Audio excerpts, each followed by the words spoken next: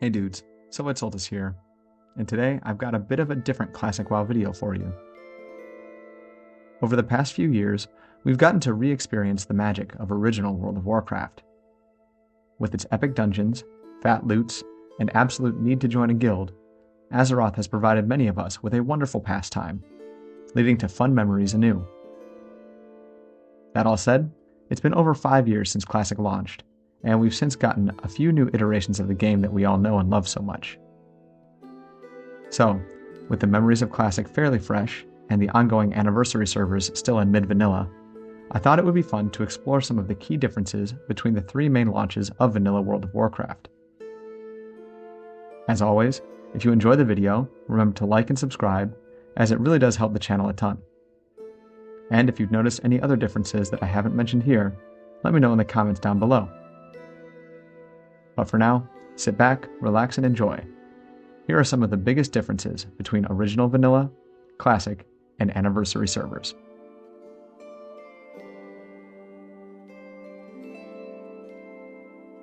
When it comes to the actual mechanics of playing WoW, things like leveling, content cadence, PvP, and quality of life features, there have been some major shifts across each version of vanilla. Leveling to 60 has always been a time-consuming process, but it felt much more grueling in original vanilla. Quests were often vague, zones weren't always balanced for smooth progression, and players simply didn't know what they were doing. There were no guides, no streamlined add-on packs, and no real expectation for how long it should take. Level 60 was the end goal, and many players never even reached the cap. In Classic 2019, leveling was much faster. Thanks to decades of guides, add-ons like Questy, and leveling routes shared by the community, the process became far more efficient. Furthermore, dungeon cleave groups were all the rage, with groups power leveling dungeons to skip much of the other mid-level content.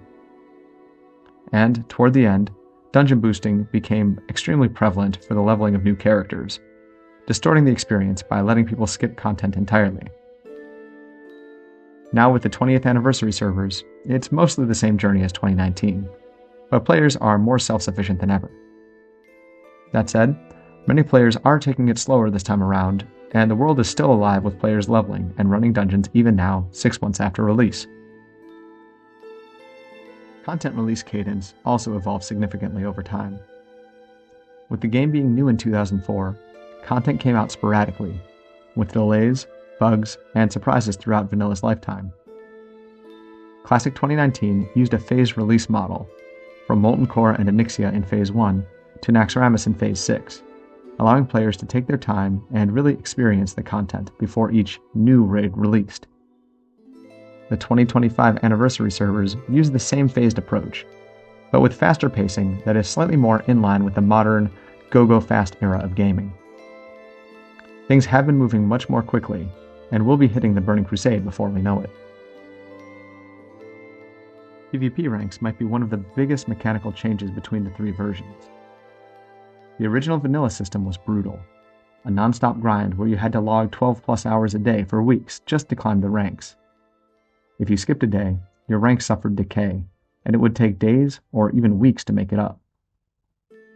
Classic 2019 brought that same system back exactly, which turned out to be a mixed bag. Very nostalgic, but even sweatier thanks to the modern min-maxing culture of gamers. But in Anniversary, Blizzard has overhauled the PvP ranking system. With honor decay no longer bumping you down a rank, players have much more flexibility in deciding when and how to PvP. They can work up to rank 10 or 11, take a break with their rare honor sets, and then come back later to finish the grind if they so choose. It's still highly competitive to reach Grand Marshal or High Warlord, but it's much more accessible to modern players. Original Vanilla was the raw experience. Being the first iteration of the game, it had 0 quality of life changes because, basically, no one even considered them. There was no dual spec, no loot trading, no dungeon finder, nothing. Classic 2019 added loot trading, which helped to fix misclicks in raids and allowed for smoother loot distribution.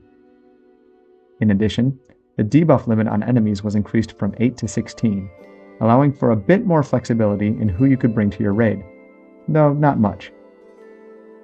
Finally, Classic also saw the return, but eventual removal of spell batching, meaning players couldn't sheep or kill each other simultaneously anymore. Fast forward to 2025, and the anniversary release of Classic has gone even further. In addition to the tweaks from 2019, players were given dual spec. For a one-time fee of 50 gold, as early as level 40, players can swap back and forth between 2 talent specializations. This has been a mostly positive change, allowing us to quickly and easily swap from a farming or PvP spec between raids to a tank or healer spec for raid night.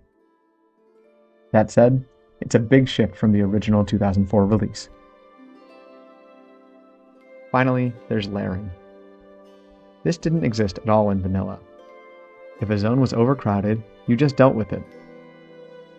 In Classic 2019, layering helped to ease the queues, but it wasn't without its problems. Many players utilized the tech to hop between layers for spawns, and toward the end, it left some areas feeling less populated than they otherwise would have been.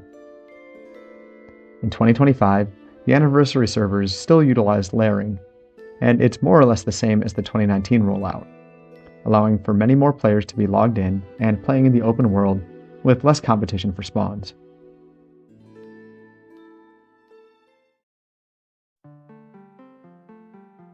One of the most fascinating parts of Classic WoW's evolution isn't just the systems, it's how the players themselves have changed.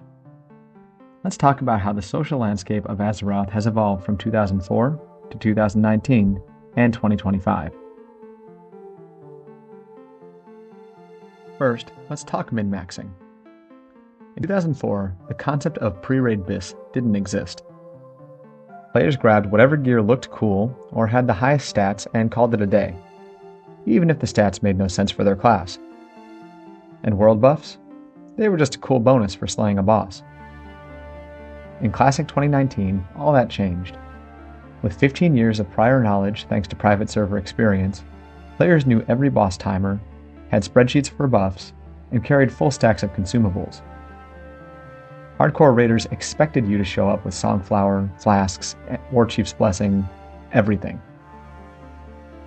On the anniversary servers, this meta has only gotten more extreme, with players constantly spamming trade chat, asking for someone to drop rend so that they can quickly use a Chrono Boon Displacer and save all of their precious world buffs.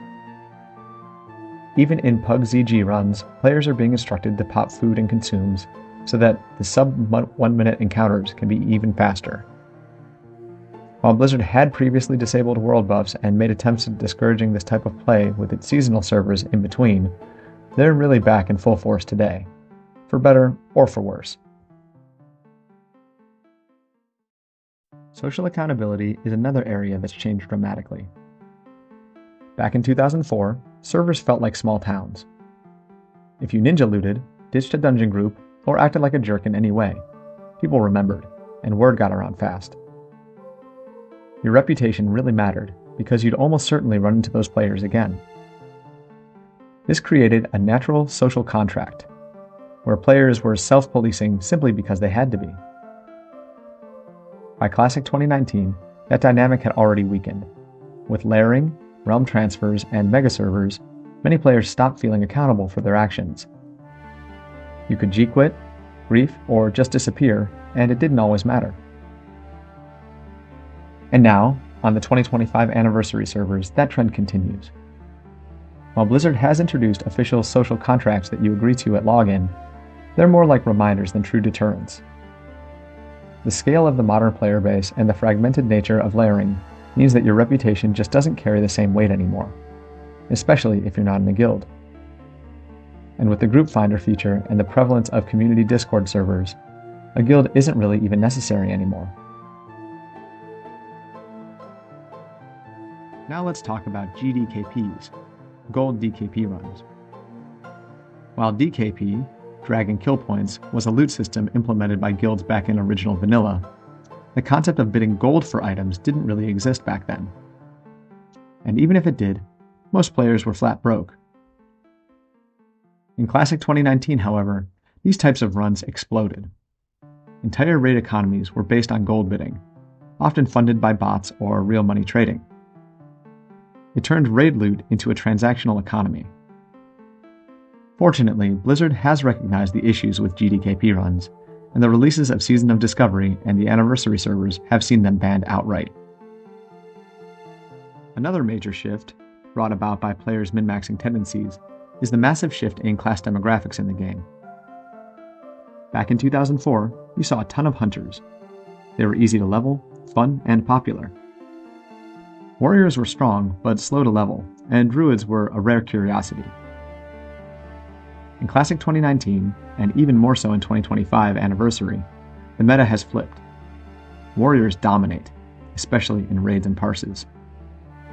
In my own recent ZG Pug, we had 12 warriors and only a single hunter. And druids?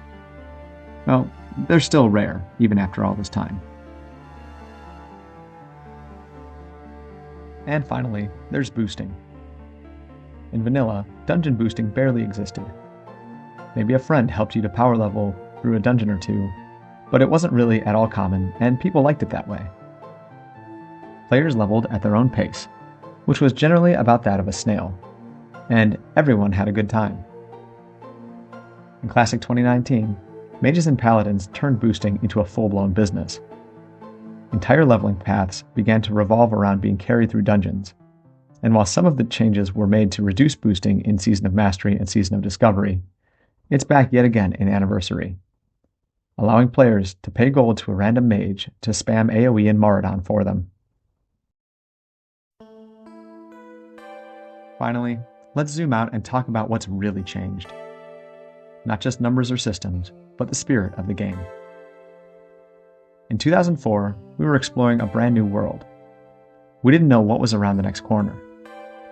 Every green item felt exciting, getting your first mount was a rite of passage, and even basic things like finding a dungeon entrance or summoning a group just felt epic.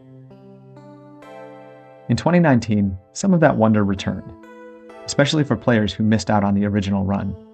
But things were different. People rushed through content, parsed logs, and followed guides. Things were much more streamlined, and a lot of the wonder was lost in the process. Now, in 2025, there's zero mystery left.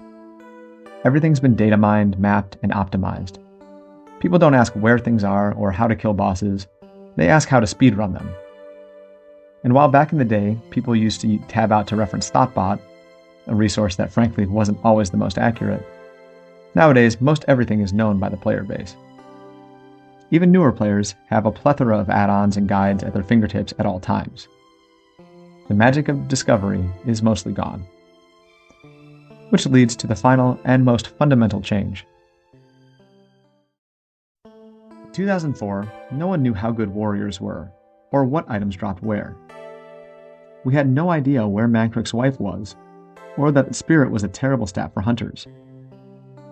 Eventually, we figured things out, but the community learned together, slowly. In Classic 2019, we walked in with 15 years of hindsight. The dungeons and raids had all been figured out long ago, but at least the excitement was still fresh to many.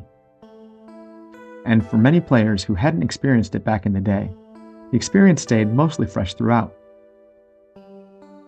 Now in Anniversary, everyone seemed to know everything. Private server veterans, speedrunners, gold farmers, parsing addicts, they've all done this before. Players can quickly rush to endgame thanks to mage boosting farms that have been mapped out. New players are quickly indoctrinated into the min-max culture of world buffs and consumables even before they hit level 60. And despite the fact that none of it is actually necessary to complete the content, the fact that their benefits are so widely known by such a majority of the player base pushes everyone to make use of that knowledge. So while the core game hasn't actually changed all that much, we have.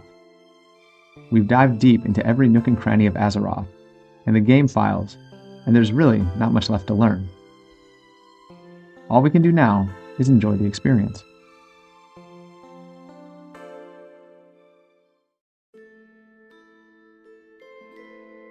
So yeah, those are some of the biggest differences between original vanilla, classic, and the current Anniversary servers. At the end of the day, the game itself hasn't changed all that much. The zones are the same, the quests are the same, the dungeons and raids are all familiar, but we've changed. our knowledge, our expectations, the way we interact with the world and each other, it's all evolved. And honestly, that's okay. Classic is still a great game. It still offers that unique MMO experience that so many of us fell in love with years ago. Whether you're blasting through content with full world buffs or just taking your time leveling a new alt, there's still a lot to enjoy.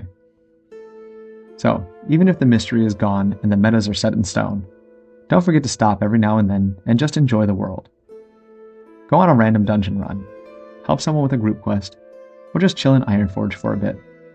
Because, really, that's what Classic is all about. Anyway, that's it for today. If you enjoyed the video, make sure to like, subscribe, and hit the bell for more Classic content.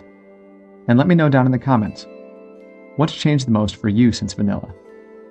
I'd love to hear your perspective. But yeah, that's about it for now. Thank you so much for watching, and as always, take it easy, guys.